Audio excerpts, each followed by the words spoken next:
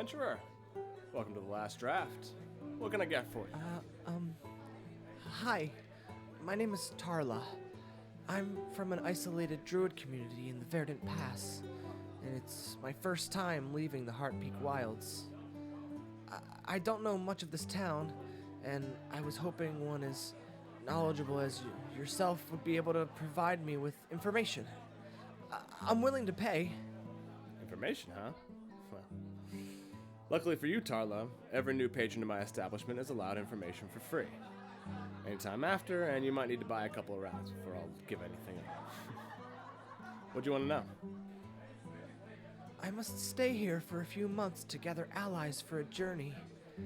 I just wish to know more about the history of this place and important things to understand if I'm to live here for a while. It's a lot of information to boil down. This city is called Respite. We're the only scrap of civilization anywhere this close to the Heart Peak Mountains. Some people refer to us as the Gate of the Pass because the adventurers that live here make sure nothing too powerful leaves the mountains and protects the various travelers going through the passes. That's quite impressive. As you say, even the Verdant Pass can be tricky and dangerous. Just so.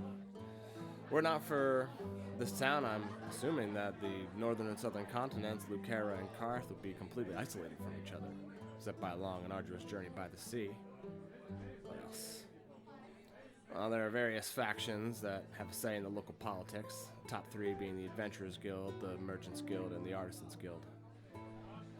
And what of the city guard?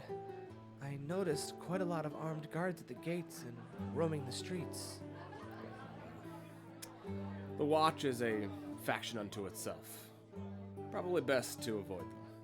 A lot of them take kickbacks from the various guilds and factions to ensure that their interests are protected. And that isn't illegal? Well, technically, but laws in Respite are sort of more of a suggestion. Usually those with the money or protection from a powerful guild can avoid punishment depending on the circumstances. That seems incredibly flawed. It is what it is.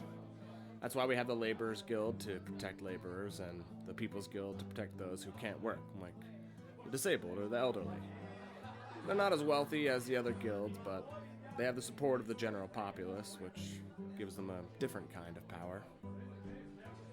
Wow, it's a lot more complicated than I thought.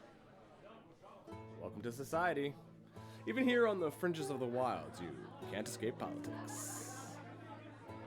Any other questions? Is there an apothecary shop in town? I'm hoping to sell some herbs and plants that I collected on my way through the Verdant Pass. Well, there's Barney's Botanicals, which deals in herbs and plants from across the whole world. He's always interested in even mundane plants from the Verdant Pass, since it's so closely tied to the Feywild. Even non-magical plants and herbs can possess a little bit more magic than they might have otherwise. Tell Barney I sent you over, and he'll know to treat you right. I thank you again for your help, Barkeep. Anytime.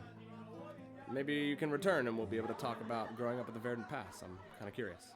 I will do that. Farewell. Farewell.